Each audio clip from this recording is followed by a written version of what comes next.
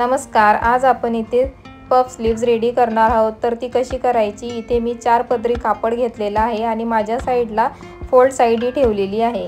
खालच्या साईडला सगळ्यात आधी आपण एक स्ट्रेट लाईन ड्रॉ करून घेऊ।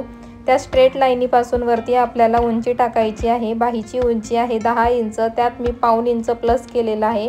पावणे 11 इंचावर मी या दोघं मार्किंग करून एक स्ट्रेट लाईन ड्रॉ करून घेते। आता या स्ट्रेट लाईनीवरती आपल्याला बाहीची रुंदी टाकायची आहे। तर बाहीची रुंदी टाकण्यासाठी आपण इथे 36 साईजचा चौथा भाग म्हणजे तुमच्या ब्लाउजची जी साईज असेल त्या साईजचा चौथा भाग इथे तुम्हाला मार्क करायचा आहे आणि एक स्ट्रेट लाईन ड्रॉ करून घ्यायची आहे।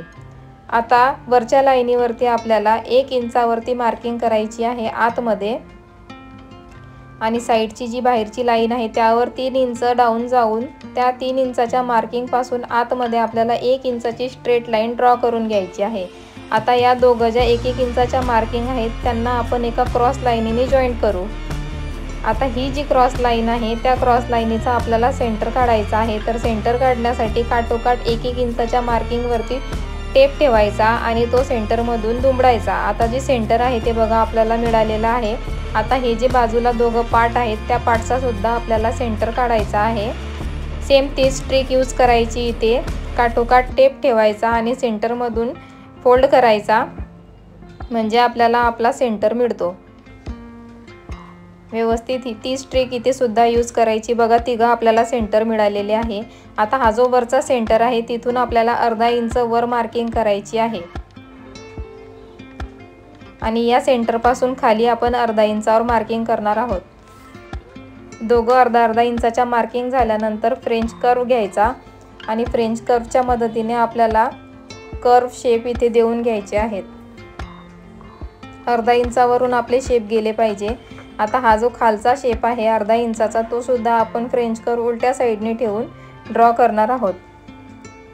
आता ही जी क्रॉस मार्किंग आहे बघा, इथून खालच्या साईडला आपल्याला 1 इंच मायनस जायचं आहे आतमध्ये आणि क्रॉस मार्किंग करून घ्यायची आहे। ड्रॉ म्हणजे लाईन ड्रॉ करायची तिथे क्रॉस। ही आपली बेसिक स्लीव रेडी आहे। आता वरच्या साईडला आपण 3 इंचावर मार्किंग करणार आहोत पफसाठी।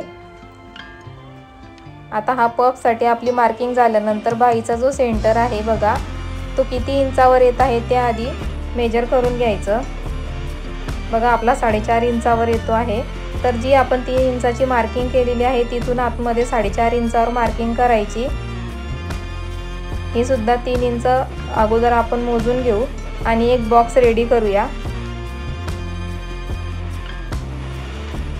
हा बॉक्स रेडी झालेला आहे। आता फ्रेंच कर्व घ्यायचा आणि छान असा कर्व आकार देत स्लीवचा जो सेंटर आहे त्याला अटॅच करायचा आहे। बघा मी कसा अटॅच करते, व्यवस्थित लक्ष द्या तिथे। हा आपला स्लीवचा कर्व रेडी आहे। बघा आपली पफ स्लीव्स रेडी झालेली आहे। आता आपण तिला कट करून घेऊ। व्यवस्थित कट करायचा। आता सगळ्यात आधी वरचा कर्व कट करायचा आणि जी स्ट्रेट लाईन गेलेली आहे ती कट करायची, खालचा कर्व आधी कट करायचा नाही। आता स्लीवची जी खालची ही लाईन आपण ड्रॉ केली होती ती सुद्धा कट करून घ्यायची आहे। स्लीवला ओपन करायचं आणि हा जो कर्व आहे खालचा तो ओपन केल्यावरच कट करायचा। हा भाग आपल्या ब्लाउजच्या फ्रंट भागाला अटॅच होतो। इथे बघा आपली ही पफ स्लीव्स ड्राफ्टिंग करून कटिंग करून रेडी झालेली आहे। आता आपण पफ देण्यासाठी किती इंचापासून किती इंचापर्यंत द्यायचा, तर 3 इंचाची मार्किंग होती तिथपर्यंत आपल्याला पफ द्यायचा आहे।